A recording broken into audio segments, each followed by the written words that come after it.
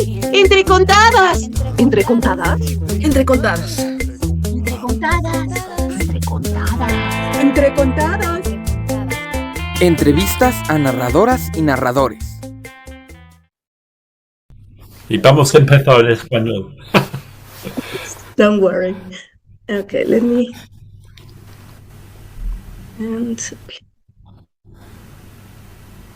Hola, bienvenidos a Entre contadas, una sección de entrevistas de la Red de Narradoras México. Yo soy Rebeca Robles y hoy tengo como invitado a un gran narrador oral de Inglaterra llamado David Heathfield. Hola Rebeca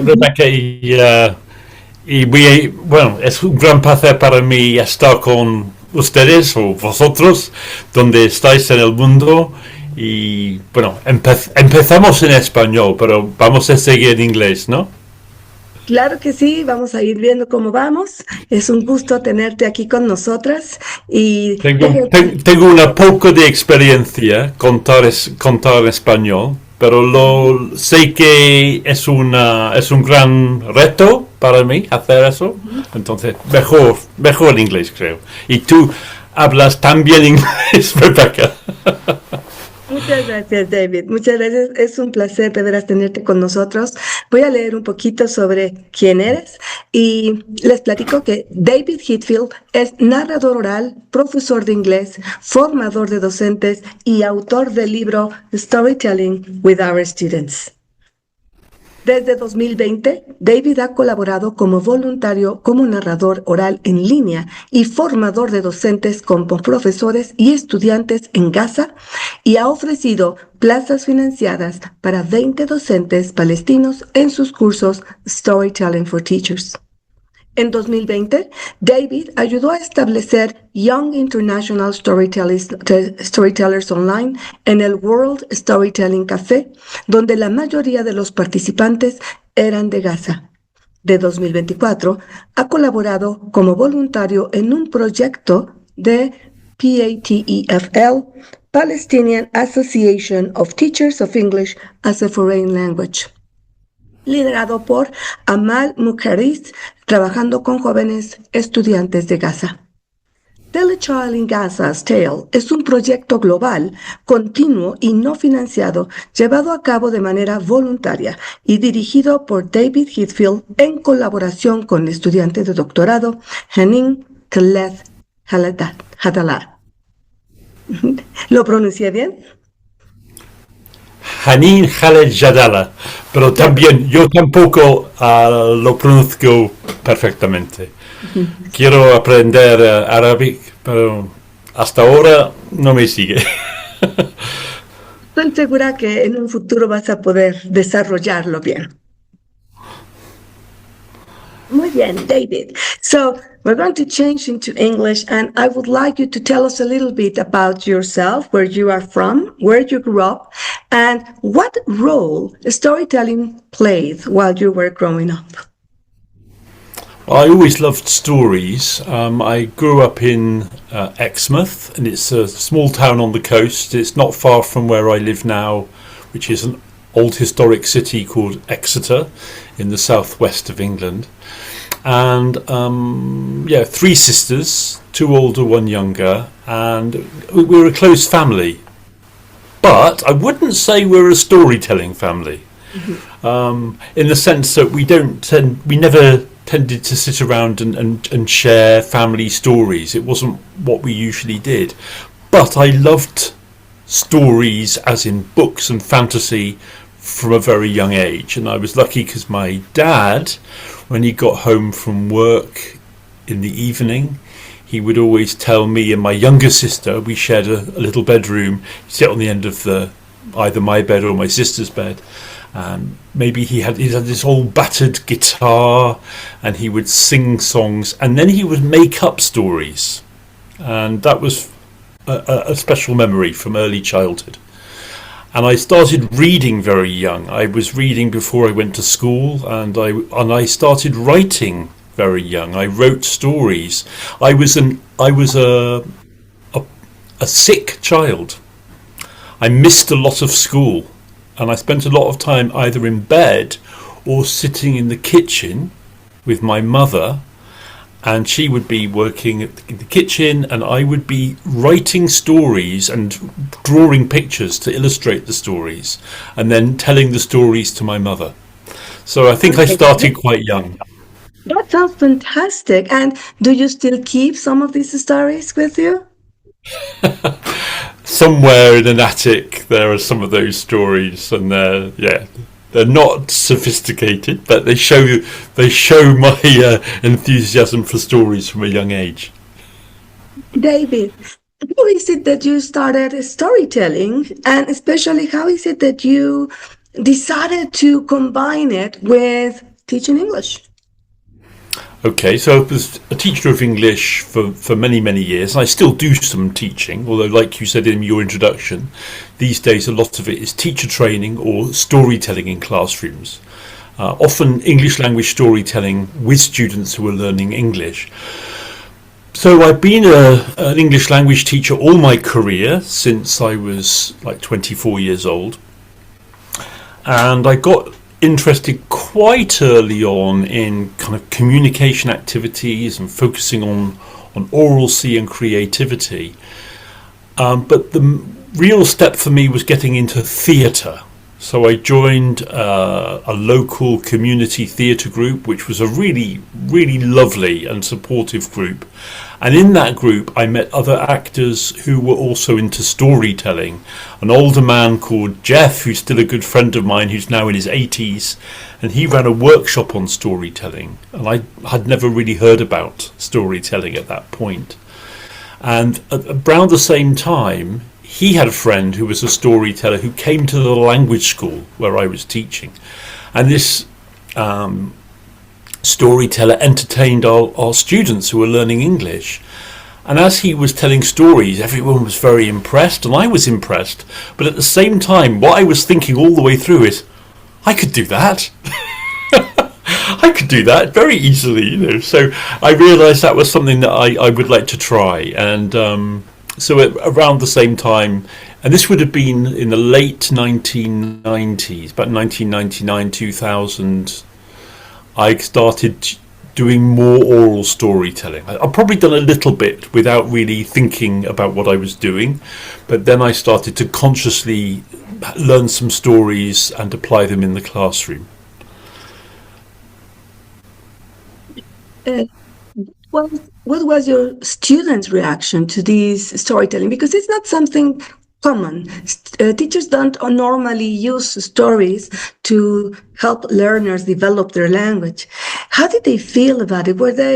Did you do it with all kinds of students, like all ages, or was it a specific group that you were working with? At that point, I was only working with adult students. I was working with learners of English who came to the UK, lots of students from Japan, from Switzerland, different parts of Europe, and diverse places. And I realised that storytelling was welcome. They enjoyed doing it. At first, I must say, I suppose I used it as much as anything to something different, something extra, something relaxing. So I think at the beginning, I wasn't putting it right in the core of my teaching. I think it was something I perceived, and they maybe perceived as being an add-on. And then as time went on, it became integral and central to my approach. And I think it's because of the response from the students. For example, the Japanese students that I was teaching were often very inhibited about speaking English. This is a big generalization, but it is the case that Japanese students tend to be self-conscious and hesitant. And I noticed that they were more forthcoming when it was to do with story and role play and drama and playfulness. And then I realized that they also knew a lot of stories. So Japanese students, I realized they knew a lot more traditional stories from Japan than a British person would know from Britain. I mean, I didn't know many stories when I started from, British storytelling tradition. But Japanese students had learned those stories when they were at primary school, and they were deeply part of their identity. So when they actually told a story, although they were having to translate it from Japanese, it was already inside them, and they grew in confidence. And I found that was the case not only with Japanese students. As time went on, I learned that that was true for many students from outside Western Europe. So students from different parts of Asia and Africa, a lot of the students I met were very knowledgeable. And that was interesting. That was a big...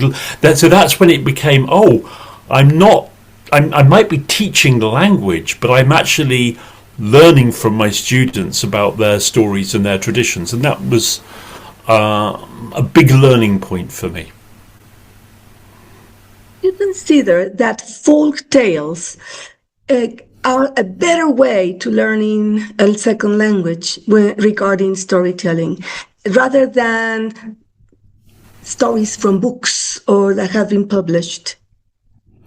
I wouldn't say it's one or the other. I think there's huge benefits for students doing extensive reading, and there's so much research about that. The students expand their vocabulary, students just grow as language learners when they read a lot. There's a direct relationship between how much students read and how much they progress in English. So it's not one or the other, but definitely story, whether it's drama or storytelling or reading aloud, all of it is incredibly beneficial. It helps us grow as people as well as language users. But storytelling wasn't something that was I saw many of my colleagues doing. There wasn't very much discourse going on in teaching materials and conferences about the use of oral storytelling. But I was fortunate to meet a couple of people who were very influential, who were prioritizing storytelling. People like Mario Rimvalucri, Andrew Wright, who were both older men, British men, but they were really applying storytelling. And I realized that was I had two mentors who became very good friends of mine, and that was important for me. Well, David, what kind of stories do you choose when you are with groups? Is it something that, do you choose stories that you have told before many times, or new stories? Do you share stories that you feel something about them? What is it? What makes you choose a story? That's a great question. There's a lot of factors. As I said, I learn a lot of stories from students, and in the early days I was probably coming with stories that I had learned from books or from the internet or from other not so much from other storytellers. I was mostly coming from the written word. And now I don't do that nearly so often. Now nearly all of the stories that I tell are stories that I've been told or heard tell by other people. And that obviously comes with experience, but it's very much a choice that I've made, because that's exciting for me. When I tell a story that I've learned from a person who's given me the story, that person is with me. That person is next to me, and I feel that I'm doing it respecting that storyteller and bringing their story to others. So it's like a passing on in the oral tradition. But because most of the stories that I tell, especially now, are stories that don't necessarily come from heritages I'm very familiar with, I do have lots of stories that come from here, from the UK or even from my locality. But because most of my stories that I tell now are from other traditions, I'm doing a lot of learning and sharing from different traditions. So I'm having to be very mindful about having respect for that tradition, respect for the storyteller, and most of the time I will, when I think it's appropriate, I will always check that I have permission to retell that story. So the stories I choose to tell these days, like I say, it depends. If I'm teaching a course, often it's stories I learn from these students in front of me. If, like last week, I'm in Germany and I'm working with groups of young people and I only have a short time with each group, then I'm telling a story often that I learned from a child of a similar age. And these days, as you mentioned in your introduction, I'm very much concerned with stories I've learned from young Palestinian people.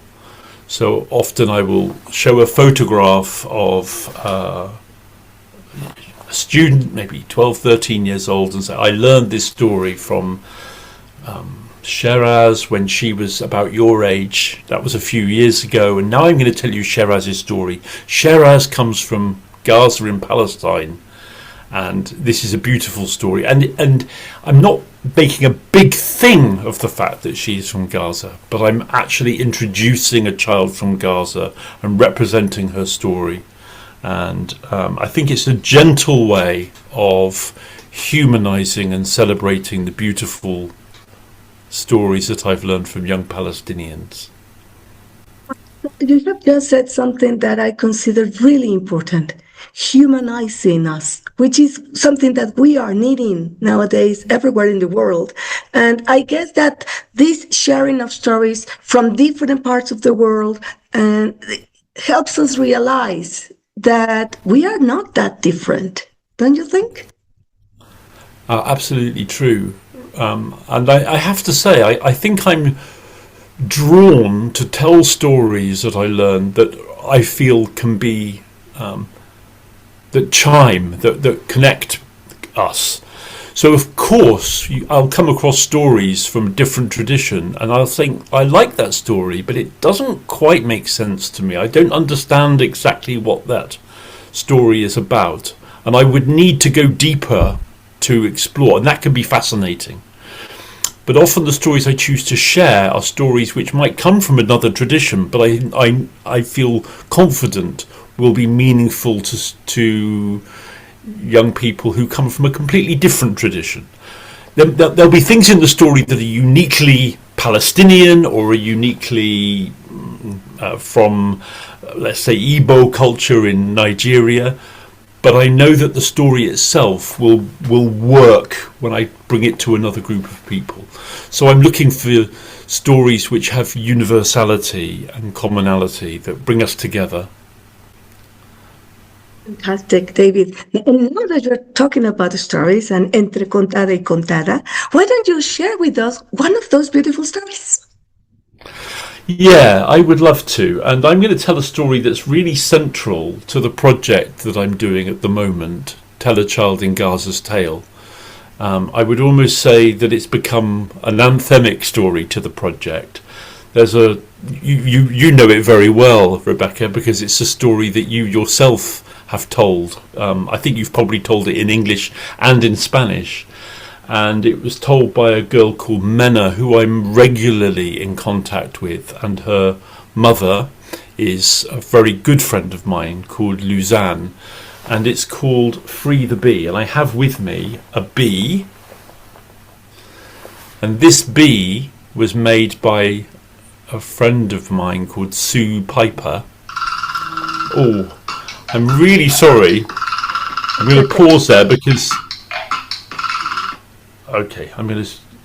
Sorry about that. I thought I had my phone switched off. Don't worry. We'll have to edit this part. Yes, we will. What? How did that happen? I'm just going to put my phone in the other room. It was ringing even though I had it on aeroplane mode. Okay. Yes. No. I'd like to tell a story that I learned from Mena in Gaza. And I met Mena a few years ago. She is the daughter of Luzanne, who's a wonderful teacher and storyteller, who I've worked with closely for a few years.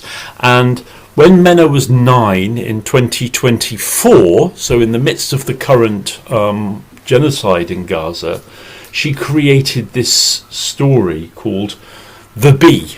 I often call it Free the Bee because those words feature in the story. And a common friend, Sue Piper, made this bee. So these days, when I tell the story of Free the Bee, I always hold up the bee. I've recently told it in Spanish when I was on holiday travelling in Lanzarote in the Canary Islands. But I'm going to tell it in English right now. So I say story, story, story, story. What's the story? Once upon a time there was a little bee, and the little bee flew from flower to flower in a beautiful garden. How the bee loved the flowers in the garden, the wonderful aromas and the wonderful colours, and the bee was happy and loved the garden. But one day into the garden there came an angry man. The angry man said, "Oh bee, you're annoying me, all your buzz buzz buzz buzz buzz." And the angry man took a glass and trapped the bee. The bee couldn't get out. The bee was trapped under the glass, and the bee cried, "Help, help, help me please. Help, help, help me please." But no one could hear, and no one helped, and the bee was sad. The bee couldn't get any food or any water. The bee called, "Help, help, help me please. Help, help, help me please." But no one came. The bee became hungrier and thirstier and sadder. But the bee, under the glass, didn't give up. Let's say it together. Help, help, help me please. Help, help, help me please. From outside the garden, friendly neighbours heard the bee calling. They knocked on the door. They broke into the garden. They found the bee under the glass. They broke the glass and cried, "Free, free, free the bee! Free, free, free the bee!" And the bee flew out from under the glass, from flower to flower, in the beautiful garden, enjoying the wonderful aromas and the wonderful colours. The bee was no longer hungry, no longer thirsty. The bee loved the garden and was happy, and the neighbours called, "Free, free, free the bee! Free, free, free the bee!" That was fantastic. I am sorry. That was fantastic. And I have always loved that story because there is so much in it, the feeling of Mena in it and how she portrays, in a way, what they are living. So then that is why I like this story. I think she's making sense. And what she did with that story, I think with a little bit of help from her mother, is use a kind of traditional story structure, problem and a way out after the problem gets so extreme, to exactly like you say, to convey, to somehow represent her own experience. And it offered hope, and it offers hope. And do you mind if I just share the family, because Luzanne and Mena's family are really struggling at the moment. Luzanne is working as a teacher, and I've got here a QR code, which is the fundraiser. So in case anybody would like to, they're struggling to get through from day to day, and that's Mena, and that QR code takes you to the fundraiser.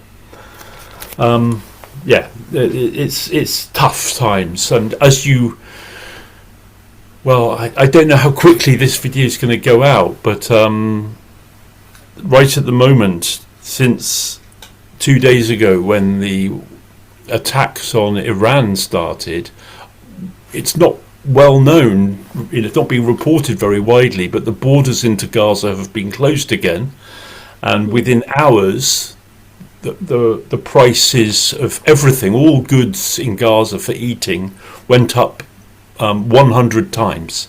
So things that were costing 3 shekels, that 2 hours after the war began on Iran, were 300 shekels, because the borders were closed. So at the moment, people, and there's no food going into Gaza. The borders are closed again. So it's really an extremely tough time. Many people join and help. And why don't you tell us a little bit more, now that we are talking about MENA and what's going on in Gaza, about your project, Tell a Child in Gaza's Tale, so that we can invite others to join.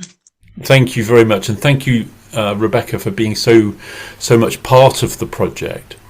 And this is what the project is. It's people around the world, like yourselves, from every part of the world, are invited to participate. So you mentioned in your introduction, I helped to start up Young International Storytellers at the World Storytelling Cafe, and that was back in 2020 during the pandemic lockdown. So I had, as a storyteller, suddenly I had a bit less work. I wasn't able to travel. So I started storytelling online, much more than I ever had done before. And at the World Storytelling Cafe, which is an online platform, we started lots of different programs. And one that I was instrumental in getting established was Young International Storytellers, inviting children, teenagers from all around the world to come in once a week on a Tuesday and tell a story. And interestingly, a lot of the children that came were from Gaza. And that was partly because I was already doing a lot of voluntary work with teachers and children in Gaza. And also the passion and the desire for children who were trapped in Gaza, like under that glass, to have their voices heard, so to have their voices amplified, to be able to reach to young people outside.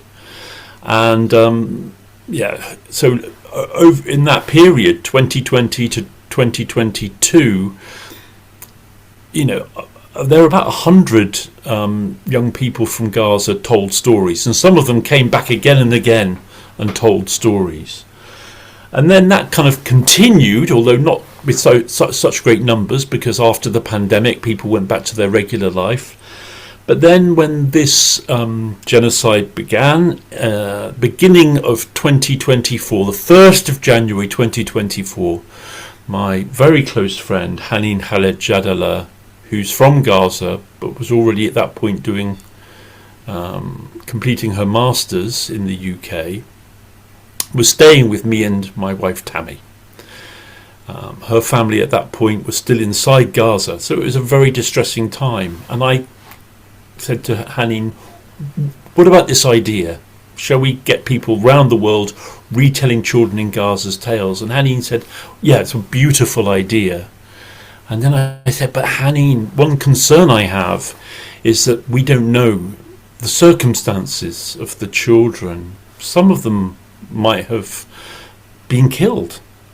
And Hanin said, that's all the more reason why we should tell their stories, because these are choices they made to share these stories with the world. They chose the stories themselves. These stories are deeply meaningful, and they are our culture. And one thing that's part of the genocide of the Palestinian people is the attempt to eradicate the culture as well, and humanize, as you talked about, to dehumanize. So within days of that, people around the world were already starting to join in and retell some of the stories, and people listened and chose stories that they were very attracted to. I had already been sharing children from Gaza stories in the couple of months leading up to that, after October the 7th. So there were lots to choose from, and amazingly, more young people from Gaza have continued to tell stories, like Mena, making up stories or retelling traditional stories, during the genocide right up to now. But the beautiful thing is that people have continued right through choosing stories and sending me stories. And even now, people who had never heard about the project before are finding out about it. Just 2 weeks ago in London, there's a storytelling group, the Toriano, which is a storytelling club in London. And they had a special evening where storytellers chose stories from the project and retold them on stage. And I've already shared one of those recordings a couple of days ago. So, these are people who didn't know about the project before. So there have been storytellers from everywhere, from, around Africa and across Asia and in Mexico, in the States, everywhere, retelling the stories. It's incredibly special. Why don't you invite storytellers now that we are here with in this program? All of these storytellers from Mexico, why don't you invite them? How can they find the stories, or where can they find the stories? And what should they do? How can they contact you so that we can create this? I have participated, as you know, and I have always thought that it is a way of using our voices to keep the children's stories, the children's voices alive in a way. Absolutely. So, could you please some tell people us? some people have the idea that what we're doing this project might be telling stories to children in Gaza, and it's not really that is part of it. The main thing is that children in Gaza know that their stories are being told. Internet is very restricted there. The important thing is we know our stories are being told. Our stories are being shared. So we're telling them to different audiences, and that's why it's great that the stories are not only being told in English. They mostly are being told in English, but that they're being told in other languages. So, for example, if you would like to tell a story in English, if you would like to tell a story in Spanish, if you would like to tell a story in both of those languages and other languages you speak, that's fantastic. The more the better. And you can tell them in every context. You could tell them to your friend and to your mother and to your daughter. You could tell them in an intimate setting to a group of people. But if you want to, you can also share them around the world. And then there are two ways. One is to grab your phone and to tell one of the stories into your phone. And I know you're going to give a link to the YouTube playlist where you can find all these stories. So you choose a story. It could be a short fable that everybody knows, that have been told by children many times. Stories like The Shepherd Boy Who Cried Wolf. Or, Aesop fables are quite popular. Lots of Aesop fables have been chosen. Or it might be a story that you've never heard before, that you spend a little bit of time learning. And you tell it to your phone, into your phone. Or, something I do a lot is I'm telling these stories a lot in performance. So I just set up a camera and I tell the story live and I'm recording it. And if it comes out well enough, then I put it as part of the project. So we get the sense of the stories are really living. And then when you've got your recording, you simply send it to me. You send it to me by my email address, or you can send it to me by WhatsApp. If you contact me, I can give you my WhatsApp number. And the project is very easy to find. So you just go on YouTube and you put in Tell a Child in Gaza's Tale. And if it helps, you can put in my name, David Heathfield, because it's on my YouTube channel. But if you put in that, Tell a Child in Gaza's Tale, you'll find it on YouTube. And you'll find, well, like I say, over 100 stories actually being told by Palestinian children and teenagers. And then you'll find about another 400 recordings of people like you retelling those stories. So many of the stories have been told 10 or 15 or even 20 times, where other like Free the Bee's been told many times. Other stories might have only been retold once or twice. And you can choose. And if you want a suggestion, you can ask me and I'll say, oh, well, tell me what kind of story you'd like to tell. That's fantastic. I hope that many of us join. And something that I would like you to talk about too is the World Storytelling Cafe. How did it start? And is it possible to continue participating or watching these sessions that you have live twice a week, don't you? That's right. I mean, I am associated with the World Storytelling Cafe, but I'm not central to it.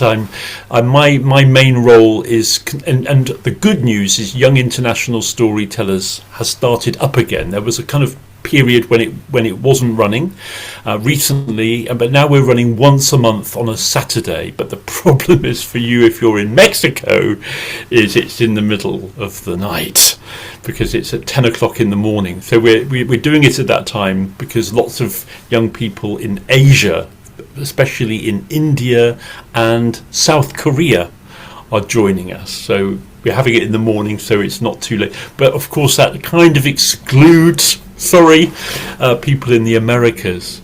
But yeah, there's regular events at the World Storytelling Cafe. Once every 2 weeks, there's a worldwide story round, and it's very informal. You just turn up and wait for you say, I'd like to tell a story today, and you can tell a story.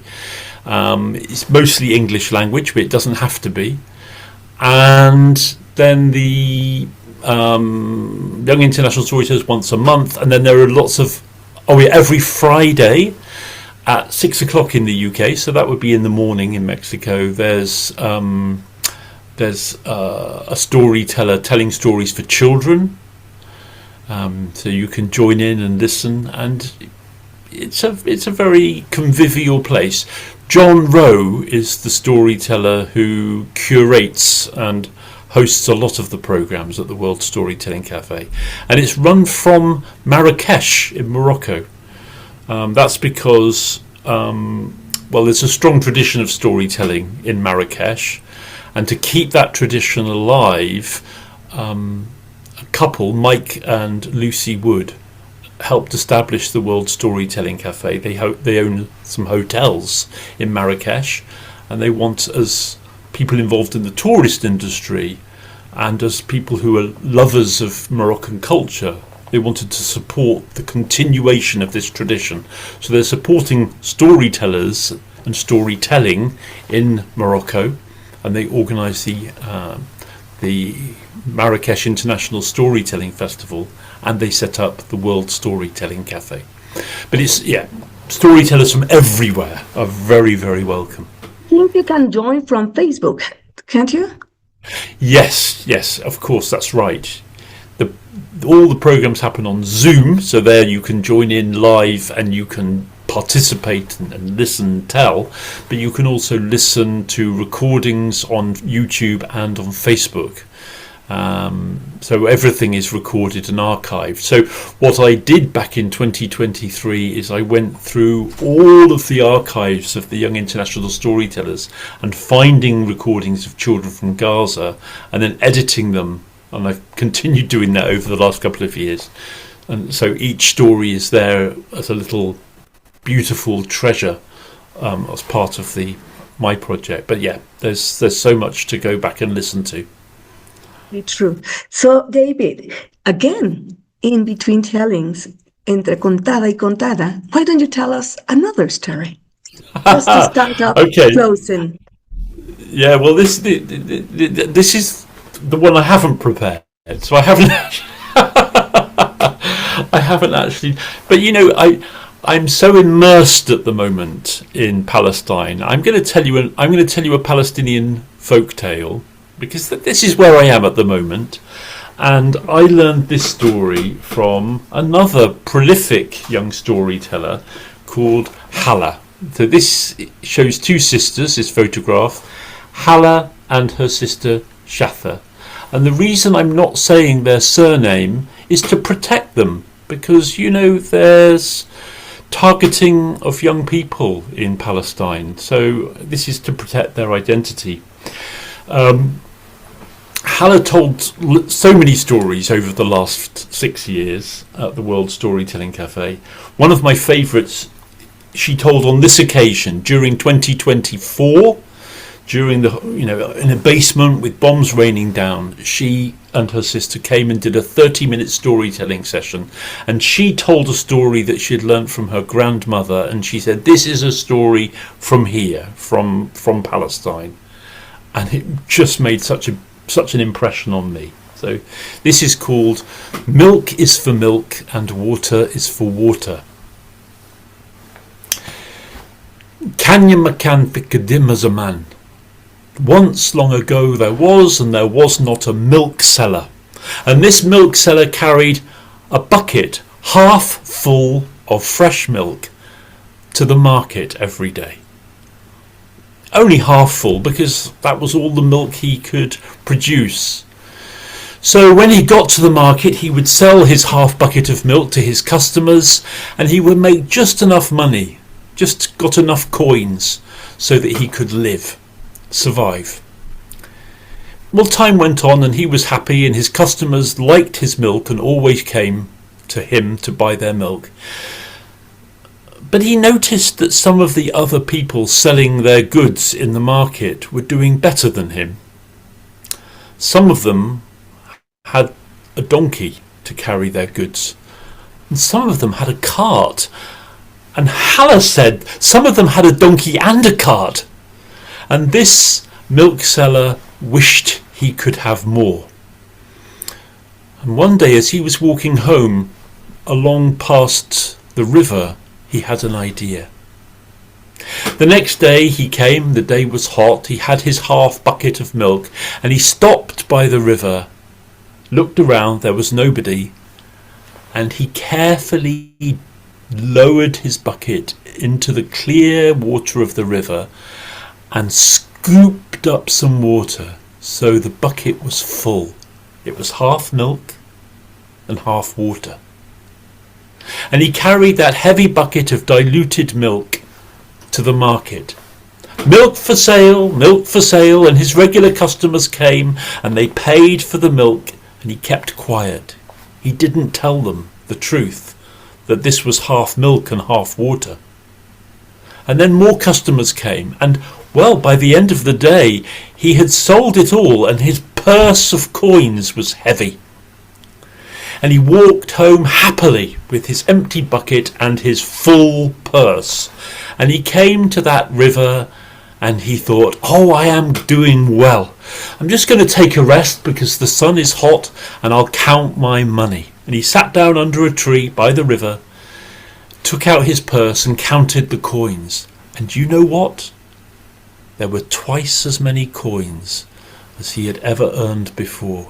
Oh, I will be rich.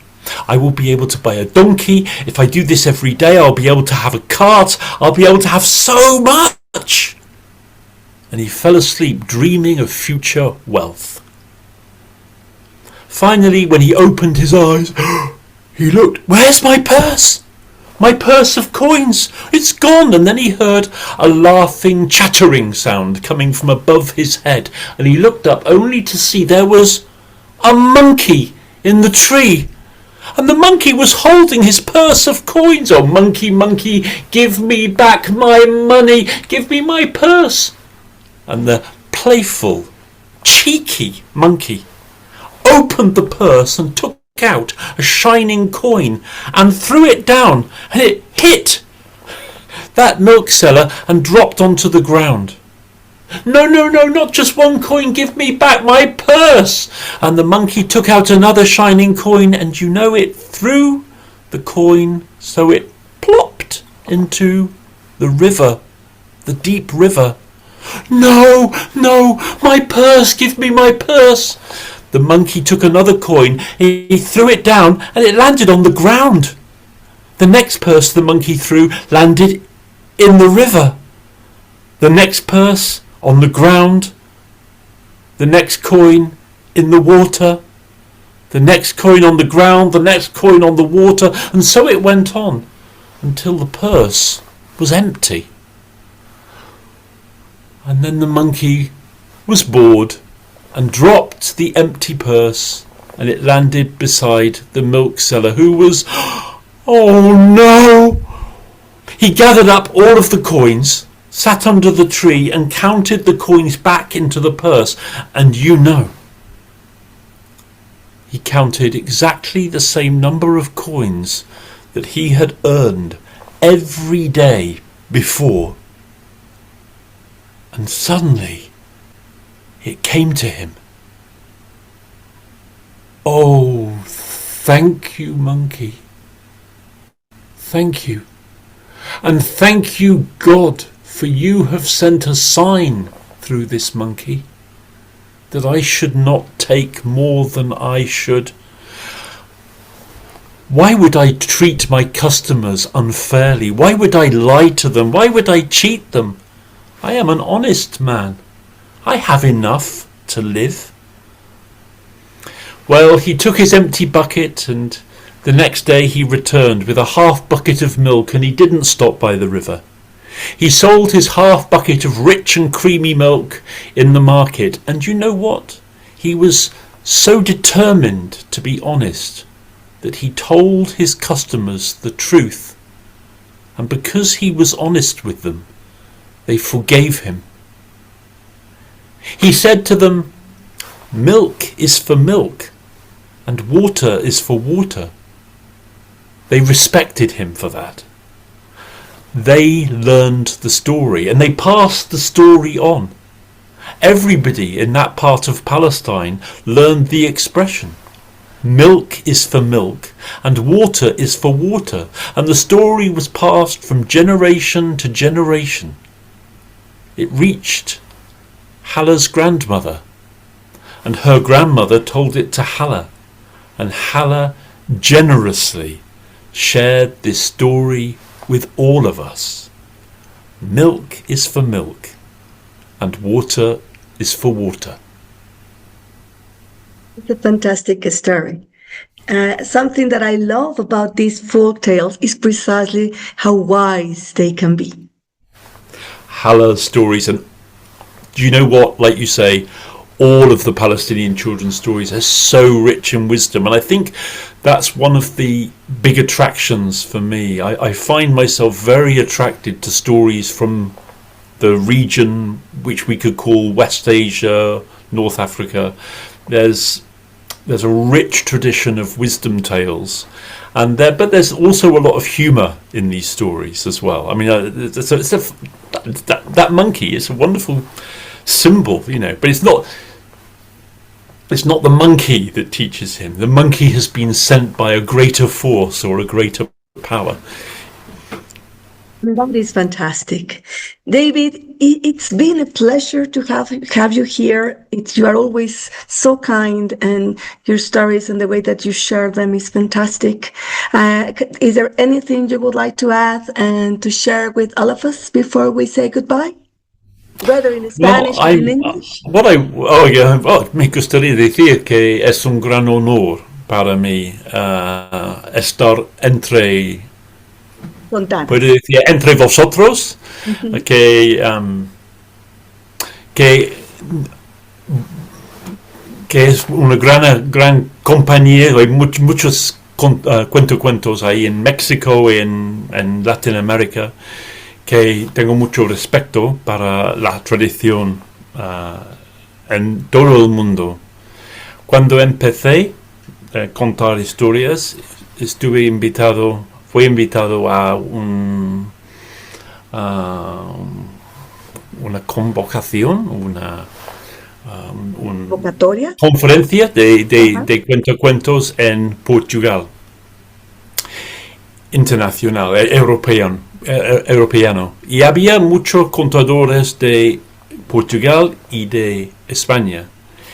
Y en esa época estaba escuchando muchas historias contadas en español.